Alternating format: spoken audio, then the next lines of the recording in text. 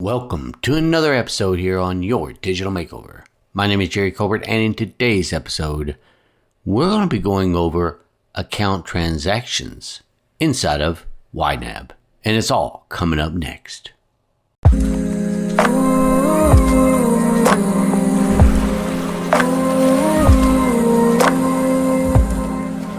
So in today's episode, we're going to be going over account transactions inside of YNAB and show you how they relate to our categories that we set up earlier and have funded. So as you see here, I have YNAB opened up on the desktop. And what we're going to do here is we're going to briefly go over here to our accounts. Now, if you look here, I have checking account number 1 and checking account number 2, right? And then I also have my savings account. Now, if you remember in the last episode, we went over how to fund our accounts, right? So if you look over here in the available column, this is where you're going to be able to tell how much money you have to spend in any set category. So you need to look here before you actually go and spend any money at the store. You need to find out, do you have enough money in that category to spend? And if you don't, is it really necessary to spend? And if it is necessary, and it has to be, then can you take money from another category that's not so vitally important to help fund that so you can make that purchase? So this is where you need to actually focus on and set your attention on looking at the available column and seeing what amount you have available for that set category. So, for instance, if I was going to go and purchase groceries, it's maybe that time of the month that you purchase groceries. Maybe you purchase them once a week. Maybe you purchase them once a month. And you say, well, I'm going to go purchase groceries, and I have $500 here available to spend for my groceries. Now, you have to decide, do you do this once a week? Is this a monthly thing? Well, if you remember when I set up my goal here, I set it up as a month. But maybe you purchase your groceries once a week. Maybe you have $125 a week that you budget for groceries. Okay? And so I have that set up right here. And you see these little blocks here? That's $125 a week. I have already fully funded with that $500 I got in there. So, do you have it available? Why, yes, you do. So then you go to the grocery store and you purchase your items. And let's say it was around $120 of groceries.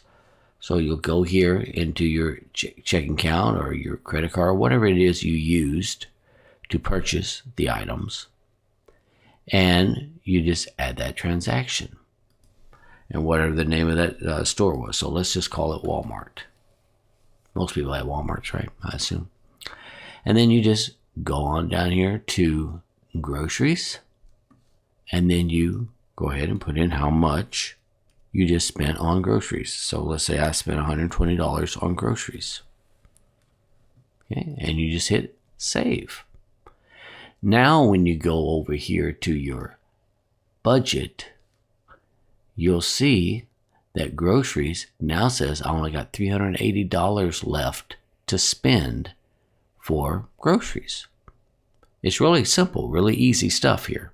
Now, the thing I want you to kind of focus on here in the account sections is that also in the categories you have a split right here, which is very useful when you have to split up your transactions. Like, for instance, a lot of times when I go to Walmart or whatever, I might buy groceries, but I also buy some cleaning supplies because it's all, Walmart's got everything pretty much that you need right there.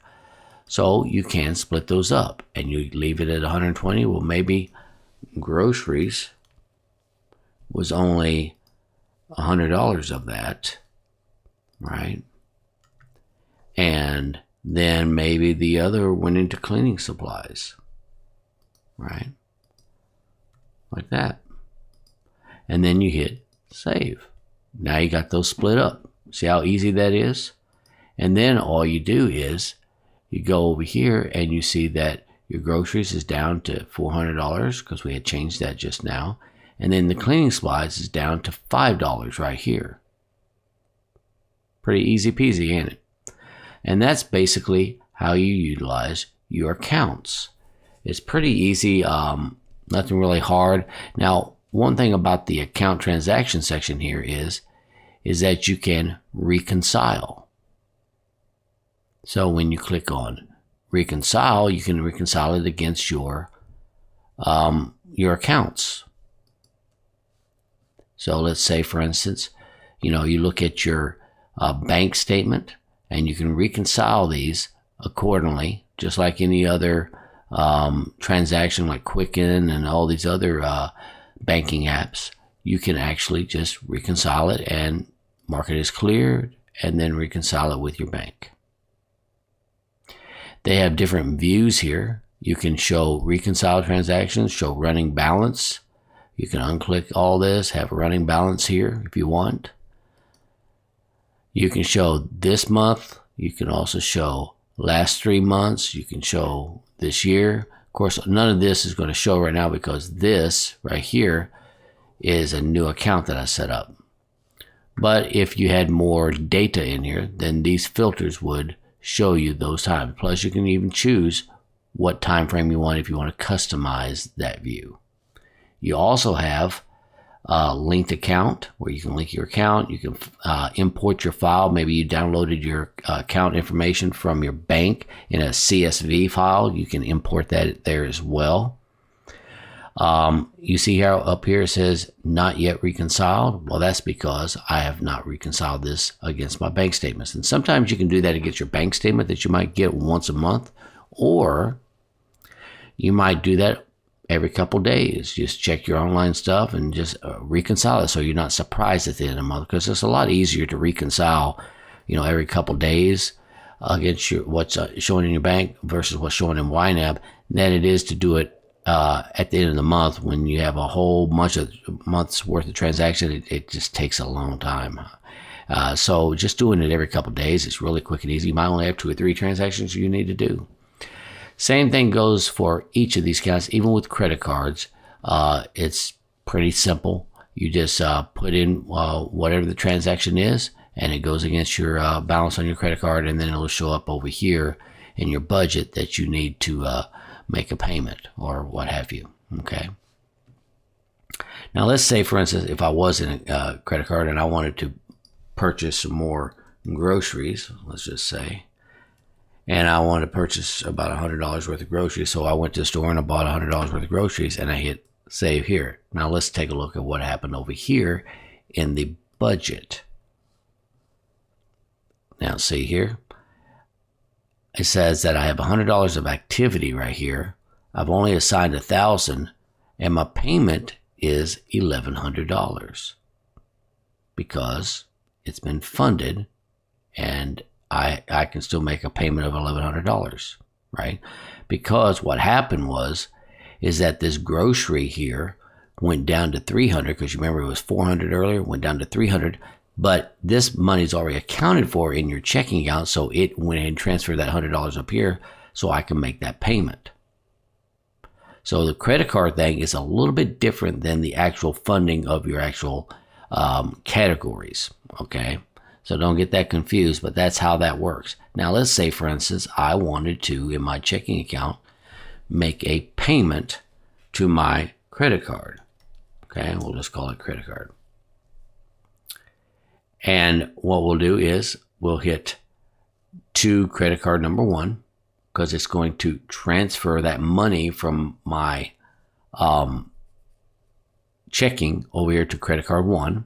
And so I'm going to put in, say, maybe I'm going to pay the whole thing, $1,100, right? Hit save. And then what's going to happen is when we go over here to budget, now you see that my payment's been made. I don't have any more money to pay on the credit card, right? And everything else looks the same, don't it? Still the $300 left there.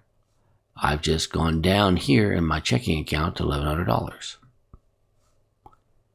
Pretty easy, isn't it? And that's how you do payments to credit cards. And now if you notice, my credit card amount is 0, just like it is over here, right?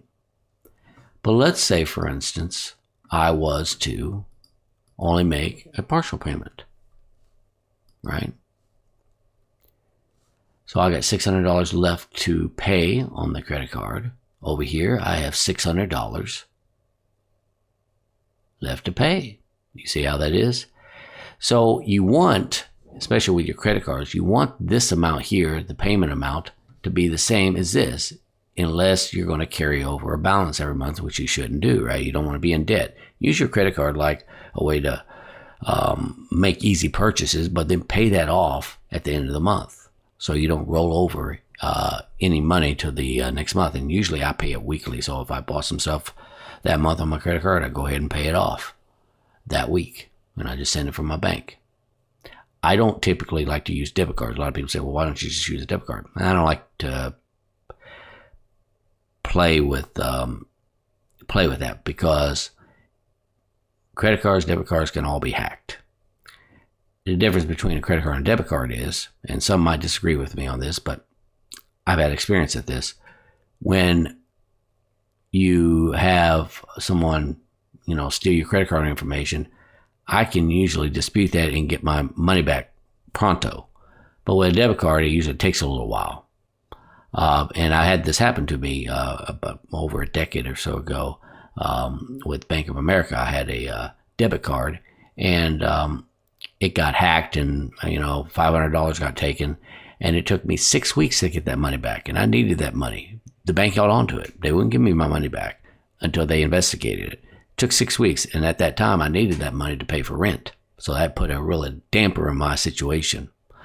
So, yeah, I would much rather use a credit card and then send the money to the credit card through bill pay through the bank.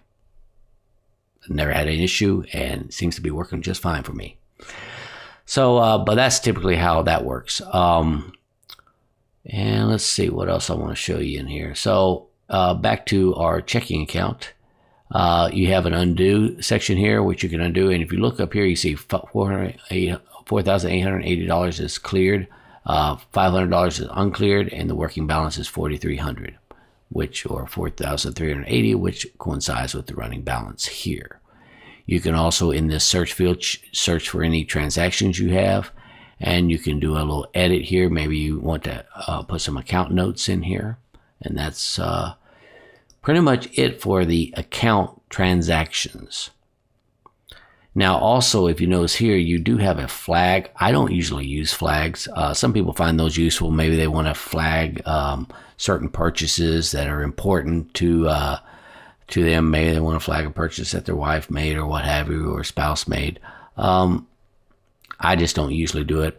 Memo section is very useful if you want maybe to put your check number in. Maybe you wrote a check through your bank to somebody. You could write that in the memo section. But that's basically it for the account transactions and what I wanted to go over in this episode. So if y'all have any questions or maybe even suggestions or what have you, make sure you leave it down there in the comment section. And if you like this video, please give it a thumbs up. It really does help spread these videos to other people. And if you haven't subscribed to my channel yet and you want to see more of these videos in the future, make sure you subscribe to it and also hit that notification bell. With that being said, I want to wish you all a wonderful week, and I'll catch you next episode. Take care.